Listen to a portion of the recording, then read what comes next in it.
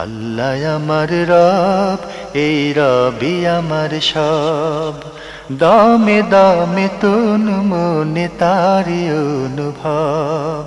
তোমার দুনিয়াতে আমি যেদিকে তাকাই, অথই নিয়ামতে ডুবে আছি সবাই। পাক পাখালির গানে শুনি তসবিহ কালো রব, তসবিহ কালো রব। আল্লাহ আমার রব, এই রবি আমার সব। আসসালামু আলাইকুম, আলহামদুলিল্লাহ, আসসালাতু ওয়াসসালামু আলা রাসূলিল্লাহ। প্রিয় দর্শক, আপনারা যারা দেশে আছেন প্রবাসে, সবাইকে জানাই অনেক অনেক প্রীতি ও শুভেচ্ছা। শুরু হলো এনটিভি আয়োজিত এবং ভীষণ নিবেদিত অনুষ্ঠান আপনার জিজ্ঞাসা। আপনাদের সাথে আছি আমি জয়নুল আবেদিন আজাদ, আর আপনাদের মনোজাগা প্রশ্নের জিজ্ঞাসার জবাব দিচ্ছেন বিশিষ্ট আলেম ডক্টর মোহাম্মদ সাইফুল্লাহ। আসসালামু আলাইকুম ওয়া রাহমাতুল্লাহি ওয়া বারাকাতুহু। প্রিয় দর্শক, চলুন তাহলে জিজ্ঞাসার জগতে। শুরুতে একটি ইমেল পাঠিয়েছেন বুলবুল আহমেদ, লিখেছেন, আগের প্রশ্নের উত্তর দেওয়ার জন্য ধন্যবাদ। আমার আজকের প্রশ্ন, বাজার থেকে মশার কয়েল কিনে জ্বালাই কিন্তু মশা মরে না। টিভিতে বিজ্ঞাপন দেয় এক নিমিষেই মশা ফিনিশ, কিন্তু ফিনিশ আর হয় না, উল্টো কানের কাছে ভন ভন করে।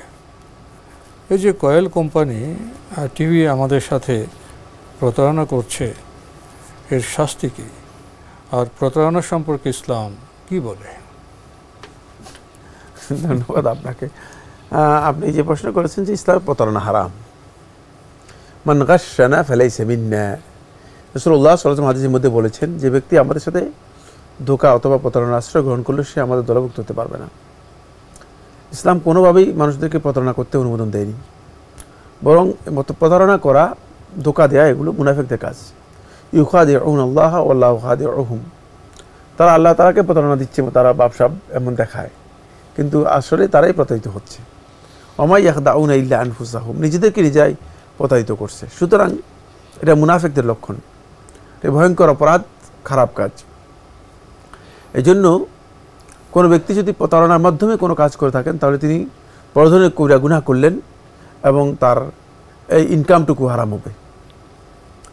তিনি যেহেতু মিথ্যার আশ্রয় নিয়েছেন, প্রতারণার আশ্রয় নিয়েছেন, এটা জায়েজ নেই। বাকি আপনি যেটা বলেছেন সেটা আসলে কতটুকু সঠিক সে নির্ভর করছে। সবাই তো আর প্রতারণা করে না, সবাই তো আর মশার কয়েল তো কাজও করে। হ্যাঁ, মশার কয়েলের ব্যাপারে আপনি যেটা বলেছেন সেটা কতটুকু সঠিক সেটা আপনি ভালো জানেন।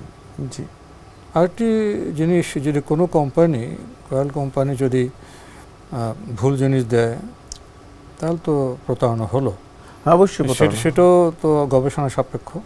কিন্তু এর সাথে টিভি প্রতারণা করলো, এটা তো ঠিক বোঝা গেল না। টিভি কীভাবে প্রতারণা করলো? টিভিতে একটি পণ্য তারা দিচ্ছে, অ্যাড দিচ্ছে না, মানে টেলিভিশন যদি জেনে বুঝে দেয় যে এটা একটা ভুয়া কোম্পানি, তাহলে হয়তো এক প্রকারের প্রতারণা হতে পারে। যদি জেনে বুঝে ভুয়া কোম্পানি, জেনে বুঝে দেবে কেউ। সাধারণভাবে তো কয়েল কোম্পানি যারা আমাদের জনজীবনে ব্যবহৃত কাজ করে, যদি কোনো বিশেষ কোনো কোম্পানি কয়েল কাজ না করে, সেটা তাদের বিশেষ ব্যবহার হতেই পারে। তবে আপনি যেটা বললেন সেটাই, যে প্রতারণা ইসলামে এটা জঘন্য অপরাধ। জি। আরও একটি ইমেল পাঠিয়েছেন আব্দুল মাতিন, লিখেছেন, আমি আপনার জিজ্ঞাসার একজন নিয়মিত দর্শক। আজ একটি গুরুত্বপূর্ণ বিষয়ে প্রশ্ন রাখছি, আশা করি দ্রুত উত্তর দেবেন। আমাদের এক পাড়াতো ভাই দীর্ঘদিন ফেসবুকে এক মেয়ের সঙ্গে প্রেম করে অবশেষে গত 1 বৈশাখে কাজী অফিসে বিবাহ সম্পন্ন করেন। উভয় পক্ষের পিতা ছাড়া আর সবাই এ বিয়েতে রাজি ছিল। দেনমোহর ধরা হয় 10 লাখ টাকা। মেয়ে ও ছেলে উভয়ে কাজীর সামনে সাক্ষী দেয় তারা একে অপরকে ছাড়া বাঁচবে না। এমত অবস্থা উভয় পক্ষের মেয়ের মা, খালা ও বন্ধুরা উপস্থিত থাকেন। আমার প্রশ্ন হলো, পিতার সম্মতি বা অনুমতি ছাড়া ইসলামী শরীয়তে বিয়ে কি হালাল? উল্লেখ্য, পিতা এমনও বলেছেন, এ বিয়ে যদি আমার মেয়ে করে তাহলে চিরদিনের জন্য আমার বাড়ির দরজা তার জন্য বন্ধ হয়ে যাবে। কিন্তু পিতার এই নিষেধাজ্ঞা অমান্য করে মেয়ে স্বেচ্ছায় বিয়ে বসেন এবং তার বাবার ব্যাপারে বলেন, বিয়ের পর বাবা অবশ্যই মেনে নেবেন। মেয়ের পরিবারের কথায় সম্মতি দেন। এ বিষয়ে কি বলবেন? না, বিয়ে শুদ্ধ হয়নি, যেহেতু অভিভাবক রাজি ছিল না, মা ছিলেন, হ্যাঁ মা ছিলেন, মা রাজি ছিলেন, মা উপস্থিত ছিলেন, অভিভাবক হচ্ছে পিতা, পিতা। সেক্ষেত্রে পিতা যেহেতু রাজি ছিল না, তাহলে এই বিয়ে শুদ্ধ হয়নি, এটা আবার বিয়ে শুদ্ধ করতে হবে, ইসলামী শরীয়ত অনুযায়ী বিয়েটাকে শুদ্ধ করতে হবে। জি, তো বিয়ের পরে যদি পিতা আবার সম্মতি দেন, মেনে নেন, তাহলে তাহলে আবার আক্ত করতে হবে। জি, শুধু আক্ত করতে হবে। জি, আমরা জানলাম বিষয়টি সম্পর্কে। দর্শক আরও একটি ইমেল পাঠিয়েছেন, শামিমা নার্গিস লিখেছেন, আজকাল কিছু মহিলা ট্রাভেল এজেন্সি বের হয়েছে, মহিলারা গ্রুপ করে বেড়াতে বের হয়। এই যে মহিলারা অনেক মহিলাকে মাহরাম ছাড়া নিরাপদ সফরের লোভ দেখিয়ে ব্যবসা করছে, এটা কি হালাল? বোকা মহিলারা ওই সব এজেন্সির পাল্লায় পরে বেড়াতে যায়, কোনো বিপদে পড়লে নিজের ক্ষতির দায় কে নেবে? আল্লাহর আইনের বাইরে তো কোনো কল্যাণ নেই। একটু সবার উদ্দেশ্যে বুঝিয়ে বলবেন, যেন মা বোনেরা নিজের ভালোটা বুঝতে পারেন, সতর্ক হয়ে যান। রাসূলুল্লাহ সাল্লাল্লাহু আলাইহি ওয়াসাল্লাম হাদিসে মধ্যে ইরশাদ করেছেন, লা ইয়াহিল্লু লিমরাআতিন তু'মিনু বিল্লাহি ওয়াল ইয়াউমিল আখির আন ইউসাফিরা ইয়াওমান ওয়া লাইলাতান ইল্লা ওয়া মাআ মাহরামান। রাসূলুল্লাহ সাল্লাল্লাহু আলাইহি ওয়াসাল্লাম বলেন যে যদি আল্লাহ এবং আখিরাতের প্রতি কোনো নারী ঈমান আনে, তাহলে তার জন্য মোটেও বৈধ নয়, মোটেও উচিত নয় যে সে একদিন এক রাতের সফর করবে মাহরাম ছাড়া। মাহরাম ছাড়া তার এই সফর সম্পূর্ণ হারাম। সুতরাং কোন নারী যদি এই হারাম কাজে লিপ্ত হন, তাহলে তিনি বড় ধরনের ক্ষতিগ্রস্ত হবেন। এক নম্বর যে ক্ষতিগ্রস্ত হবেন সেটা হচ্ছে তিনি বিপদে পড়লে সেখানে তিনি কোনো সহযোগিতা পাবেন না, কারণ তিনি আল্লাহর বিধানকে লঙ্ঘন করেছেন। আল্লাহ রাব্বুল আলামিনের পক্ষ থেকে তার জন্য সহযোগিতা থাকবে না। দুই নম্বর, তিনি হারাম সফরে গিয়েছেন, তার এই সফরটা পুরোটাই হারাম হবে, গুনাহের সফর হবে, যেহেতু তিনি মাহরাম ছাড়া সফরে গিয়েছেন। নারীদের জন্য মাহরাম ছাড়া সফরে যাওয়ার কোনো বৈধতা নেই, এই জন্য তিনি এই জায়গায় গুনাহগার হবেন। তৃতীয় নম্বর যে বিষয়টি সেটা হচ্ছে এই ধরনের সফর, নারীদের শুধুমাত্র মানে এই ধরনের সফর করা, এটা ফিতনার কারণ। ইসলাম এই জন্য এটাকে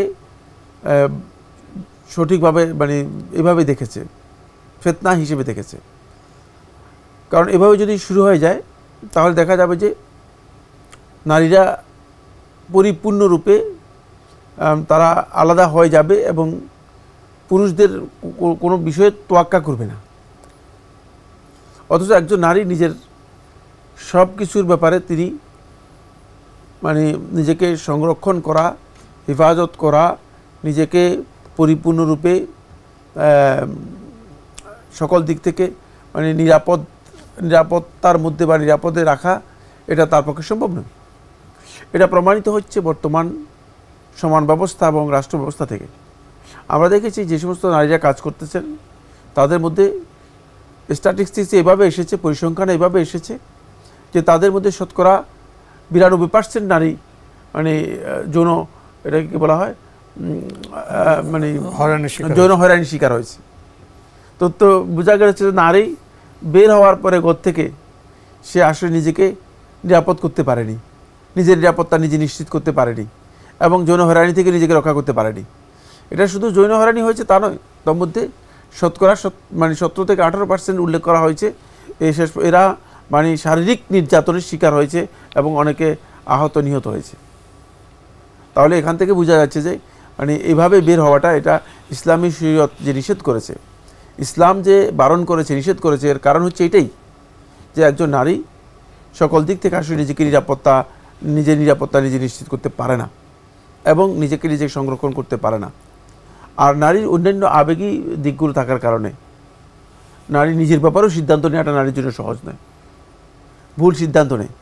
অধিকাংশ নারীদের আবেগ অনেক বেশি, আল্লাহ তারা এভাবে সৃষ্টি করেছেন, প্রকৃতিগত দিক থেকেই আবেগ বেশি হওয়ার কারণে শেষ পর্যন্ত দেখা যায় যে তিনি তার গোটা জীবন ধ্বংস করে দিয়ে, দেখা যায় যে 40 বছর সংসার, শেষ পর্যন্ত সেই লোক মানে আরেকজন ছেলের সাথে চলে গিয়েছে।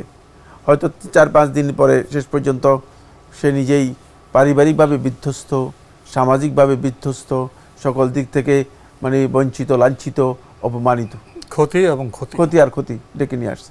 ওই শুধুমাত্র একটা আবেগ, শুধুমাত্র একটা আবেগ। সুতরাং প্রবৃত্তির তাড়না এবং শুধু আবেগ। সুতরাং এই জন্য নারী কোনো দিক থেকে আসলে এই সমস্ত কাজে নিরাপদ নয়। তাই নারীকে এভাবে শুধুমাত্র ছেড়ে দেয়া এবং মাহরাম ছাড়া তার সফর করা, এই কারণে ইসলামী শরীয়তে নিষেধ করা হয়েছে এবং এটি ভয়ঙ্কর ফিতনার কারণ। আনন্দ বিনোদনের যে ব্যবসায়িক আহ্বান, তার থেকে অনেক বেশি গুরুত্বপূর্ণ নিজের নিরাপত্তার বিষয়টি। ইজ্জত আবরুর যে সম্ভ্রমের নিরাপত্তা। না কেন, এই জন্য তো একটা পরিবার দেওয়া সিস্টেম দেওয়া হয়েছে। তো পরিবার নিয়ে যান না কেন? এই পরিবার দেওয়া হয়েছে, বিনোদনে যান, আপনি পুরো পরিবার নিয়ে যান, এই জন্য একটা পরিবার ব্যবস্থা দেওয়া হয়েছে।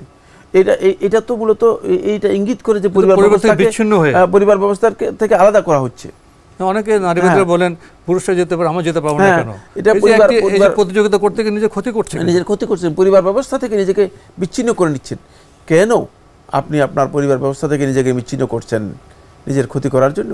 প্রশ্নই আসে না। আমাদের হাতে একটি ইমেল পাঠিয়েছেন ফাহিম রাফসান, লিখেছেন, গত কদিন আগে একটি খবর থেকে জানতে পারলাম কিছু মুসলিম ভদ্রলোক কোনো এক পতিতালয়ে গিয়ে দাওয়াত দিচ্ছেন। বাহ্যিকভাবে দেখে অনেক আম মুসলিমও ঘটনাটিকে পজিটিভলি নিচ্ছেন। উপরোক্ত বিষয়ে যদি কিছু ইসলামিক দিক ও নির্দেশনা দিতেন। না, আমি মনে করে থাকি যে এটা একটা বড় ধরনের দৃষ্টিভঙ্গিগত গলত। কারণ দাওয়াতের জন্য দাওয়াতের মানে স্পেস আছে, দাওয়াতের জায়গা আছে। অনেক কোনো দায়ী আল্লাহ, কোনো আল্লাহর দিকে দাওয়াত দানকারী ব্যক্তি অথবা ইমানদার ব্যক্তি, তিনি পতিতালয়ে যাবেন কেন দাওয়াত দেওয়ার জন্য? নাউজুবিল্লাহ মিন যালিক। তিনি এই জায়গায় যাবেন না। তিনি চেষ্টা করবেন দাওয়াত মানুষের কাছে পৌঁছানোর জন্য এমন জায়গায় যাবেন না যেখানে যাওয়াটাই মানে ইসলামের কাছে বা কোরআন হাদিসে খুবই নিন্দার জায়গা। হয়তো কেউ পজিটিভলি নিয়েছেন, যারা পজিটিভলি নিয়েছেন তারা তাদের একটা দৃষ্টিভঙ্গি আছে, কোনো সন্দেহ নেই। আমি সেই দৃষ্টিভঙ্গি জানি, মানে দৃষ্টিভঙ্গি জানি না যেমন নয়, কিন্তু আমি মনে করে থাকি যে দাওয়াতের কাজ করবে মানুষদের মাঝে ব্যাপকভাবে, সেখানে সবাইকে দাওয়াতের মধ্যে ইনক্লুড করার জন্য চেষ্টা করবে। সেক্ষেত্রে সুনির্দিষ্ট এমন কোনো জায়গায় যাবে না যে জায়গাটা মানে খুবই নিন্দার জায়গা, খুবই ঘৃণার জায়গা। তাহলে মানে এর মাধ্যমে আপনি ওই ঘৃণার জায়গাটাকে আপনি কি করলেন? প্রমোট করে দিলেন। ইসলাম কিন্তু এই বিষয়টাকে খুবই সতর্কতার সাথে দেখে। আপনি ব্যক্তিগতভাবে দাওয়াত দিতে পারেন, ব্যক্তিগতভাবে যারা অপরাধী আছে, অন্যায় করে, তাদেরকে দাওয়াত দিতে পারেন, কিন্তু সেটাকে মানে এমন কোনোভাবে দাওয়াত দেওয়া উচিত নয় যে দাওয়াতের মাধ্যমে আপনি তাদেরকে এস্টাবলিশ করে দিচ্ছেন, তাদেরকে প্রচার করে দিচ্ছেন, যেখানে গেলে আপনি নিজেই নিন্দার কারণ হবেন, অথবা সেখানে যাওয়াটা মানে দাওয়াতের চেয়ে মানে যাওয়াটা আপনার ক্ষতির কারণ হবে বেশি। তাহলে কৌশল নিতে পারেন, ভিতরে না ডেকে বাইরে থেকে যদি দাওয়াত দিয়ে আনতে পারেন, অথবা তাদের সাথে মানে খুব সতর্কতামূলক পদক্ষেপ নেওয়া অবশ্যই। প্রিয় দর্শক, আরও একটি ইমেল পাঠিয়েছেন মোহাম্মদ জাকির হোসেন মণ্ডল, লিখেছেন, ইসলামী ব্যাংক থেকে লোনে কোনো পণ্য ক্রয় করতে চাইলে তারা বলেন দোকান থেকে পণ্য পছন্দ করেন, তারপর ব্যাংক দোকানদারকে টাকা পরিশোধ করে আমরা পণ্য কিনে আনি। একইভাবে ক্রেডিট কার্ড দিয়ে পণ্য কিনলে কার্ড দোকানিকে টাকা দিয়ে থাকে। বিষয় দুটি কি একই? দুটি কি হালাল? প্রথম কথা হচ্ছে বিষয় দুটি এক নয়। ক্রেডিট কার্ড একটা সিস্টেম, আর আপনি দোকান থেকে জিনিস কিনবেন ব্যাংকের মাধ্যমে, এটা আরেকটি সিস্টেম। আর দ্বিতীয়, এই লেনদেনটা হালাল হবে কিনা সেটা নির্ভর করতেছে লেনদেন যারা করছে তাদের উপর। তারা আপনার সাথে কিভাবে লেনদেনটা করছে। তারা যদি ইসলামী শরিয়ার কোনো বৈধ পদ্ধতিতে, স্বীকৃত কোনো পদ্ধতিতে যদি লেনদেন করে, তাহলে সেই লেনদেন হালাল হতে পারে। সেটা আপনাকে কনফার্ম হতে হবে, জানতে হবে যে আপনার এই লেনদেনটা আসলে কিসের ভিত্তিতে হচ্ছে। যদি লেনদেনটা ইসলামী শরিয়ার পদ্ধতি না হয়, তাদের কোনো মন গড়া পদ্ধতিতে হয়ে থাকে, তাহলে অবশ্যই সেটা হারাম হবে, হালাল হওয়ার কোনো সুবিধা নেই। এখন আপনাকে কনফার্ম হতে হবে যে আসলে তারা কোন পদ্ধতিতে লেনদেনটা করছে। কারণ হলো এখানে ট্র্যাডিশনাল সিস্টেম আছে, কনভেনশনাল সিস্টেম আছে, আবার ইসলামিক সিস্টেম আছে, দুইটা সিস্টেম। এখন বাস্তবে কি সে ট্র্যাডিশনাল সিস্টেমে করে দিচ্ছে, নাকি আসলেই ইসলামিক সিস্টেম পর্যন্ত সে পৌঁছেছে? যদি ইসলামিক সিস্টেমে হয় থাকে তাহলে হয়তো হালাল হওয়ার মানে সম্ভাবনা রয়েছে। আরেকটি ইমেল পাঠিয়েছেন আশিক ইসলাম, খুবই ছোট্ট বাক্যে প্রশ্ন, বিতর নামাজ পড়া কি? বিতরের নামাজ পড়া হচ্ছে সুন্নাহ মুআক্কাদা, এটাই বিশুদ্ধ বক্তব্য। আলেমদের ইখতিলাফ আছে। আলেমদের মধ্যে হানাফি স্কুল অফ থট এর উলামায়ে কেরাম এটাকে ওয়াজিব বলেছেন, এবং ওয়াজিব এর বক্তব্যটি ফরজ যদি হয়ে থাকে এটা শুদ্ধ নয়, আর ওয়াজিবের বক্তব্য যদি সুন্নাহ মুআক্কাদা এর পর্যায়ে হয়ে থাকে তাহলে এটা শুদ্ধ। ওটা বুঝাতে আমি পারবো না, হয়তো পরিভাষাগুলো খুবই বুঝার বিষয় আছে। কারণ হানাফি ফকিগণ ওয়াজিব বলতে ফরজ বুঝাতেন না। ওয়াজিব বলতে তারা বুঝাতেন সেটা হলো এই যে আমলটি মানে সুন্নাহ মুআক্কাদা এবং করাটা করতে হবে, না করলে গুনাহগার হবে, কিন্তু ফরজ নয়। আর অন্যান্য ফকিগণ ওয়াজিব এবং ফরজকে এক অর্থে বুঝাতেন। ফলে এই কারণেই অন্যান্য ফকিগণ বলেছেন যে না, বিতরের সালাত ওয়াজিব নয়, কিন্তু সুন্নত মুআক্কাদা অবশ্যই এর মধ্যে তাকিদ এসেছে। তাই এটাকে ওয়াজিব এবং সুন্নত মুআক্কাদা দুটো বললেও কোনো অসুবিধা নেই। তবে কোনো কারণে যদি কোনো ব্যক্তি বিতরের সালাত মানে ত্যাগ করে থাকেন তিনি গুনাহগার হবেন না। জানলাম বিষয়টি সম্পর্কে। প্রিয় দর্শক, ইমেলের এই যুগে চিঠিপত্র তো খুব কমই পাওয়া যায়, তবু মাঝে মাঝে আমরা পাই। আজকে চিঠিটি পাঠিয়েছেন যিনি নিজের নাম দেননি, আয়েশা মার্কেট, শনির আখড়া, ঢাকা থেকে। অনেকগুলো প্রশ্ন ছিল, আমরা আগে কিছু প্রশ্ন পড়েছি। আজকে যে প্রশ্নটি, এটি বোধহয় সময়ের প্রশ্ন। স্ত্রীকে মোবাইল, কম্পিউটার কিনে দেয়া, ল্যাপটপ কিনে দেয়া এবং নষ্ট হলে যাবতীয় খরচ বহন করে ইন্টারনেট বিল ইত্যাদি দেওয়া, এগুলি কি স্ত্রীর ভরণ পোষণের মধ্যে পড়ে? ধন্যবাদ। আপনি যে প্রশ্নগুলো করেছেন, স্ত্রীকে মোবাইল কিনে দেয়া, ইন্টারনেট প্রোভাইড করা, তারপরে কম্পিউটার দেয়া, এগুলো কি ভরণ পোষণের মধ্যে পড়ে না? এগুলো ভরণ পোষণের মধ্যে পড়ে না। এটা স্ত্রীর প্রতি ইহসান, এটা অতিরিক্ত অনুগ্রহ। ভরণ পোষণের মধ্যে পড়ে শুধুমাত্র স্ত্রীর খাবার দাবারের ব্যবস্থা করা, পরিপূর্ণ মৌলিক যে বিষয়গুলো, বস্ত্র, অন্ন, বস্ত্র, তারপরে মানে কাপড়ের ব্যবস্থা করা, থাকার ব্যবস্থা করা, এবং মৌলিকভাবে তার যদি শারীরিক কোনো অসুস্থতা দেখা দেয় চিকিৎসা করা। চিকিৎসা ভরণ পোষণের মধ্যে পড়েও, এটা জুমহুর উলামায়ে কেরাম বলেছেন। তবে আলেমদের ইখতিলাফ রয়েছে। আলেমদের মধ্যে অনেকে বলেছেন যে যদি এমন কোনো অসুস্থতা হয় যে অসুস্থতা মানে ভয়ঙ্কর অসুস্থতা, তাহলে এটা মানে স্ত্রী তার খরচে সেটা করতে হবে, স্বামী এটা খরচ করবে না। তবে আমাদের এই সমাজে এটা নেই, আলহামদুলিল্লাহ। মোটামুটি স্ত্রীর দেখা যাচ্ছে ক্যান্সার হয়ে গিয়েছে, অনেক বড় অঙ্কের অ্যামাউন্ট খরচ করতে হবে। দেখা যাচ্ছে যে স্বামী নিজের জমি বিক্রি করে পর্যন্ত খরচ করতেছেন এবং চিকিৎসা করতেছেন। স্ত্রীর উচিত হচ্ছে এগুলোর জন্য স্বামীর কৃতজ্ঞতা প্রকাশ করা এবং স্বামীর প্রতি তাকে শ্রদ্ধা এবং মানে ভালোবাসা নিবেদন করা। কারণ হলো এটা অতিরিক্ত করেছেন জি। তো আজকে আমাদের এখানে শেষ করতে হচ্ছে। আপনাকে অনেক ধন্যবাদ। আপনাকে অনেক ধন্যবাদ। প্রিয় দর্শক, আমরা দেখছিলাম এনটিভি আয়োজিত এবং ভিশন নিবেদিত অনুষ্ঠান আপনার জিজ্ঞাসা। আমাদের এই অনুষ্ঠান আপনারা এনটিভি অনলাইনেও দেখতে পারবেন। ভিজিট করুন www.ntvbd.com। এছাড়া ইউটিউবে এবং আমাদের ভেরিফাইড ফেসবুক পেজে অনুষ্ঠান দেখতে পারবেন।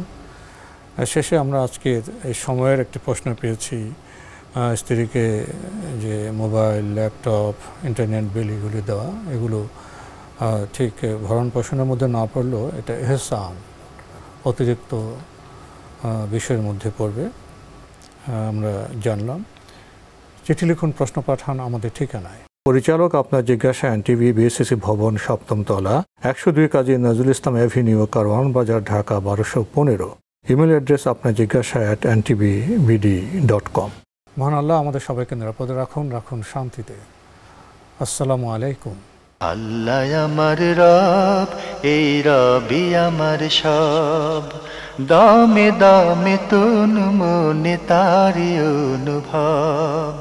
তোমার দুনিয়াতে আমি যেদিকে তাকাই, অথই নিয়ামতে ডুবে আছি সবাই।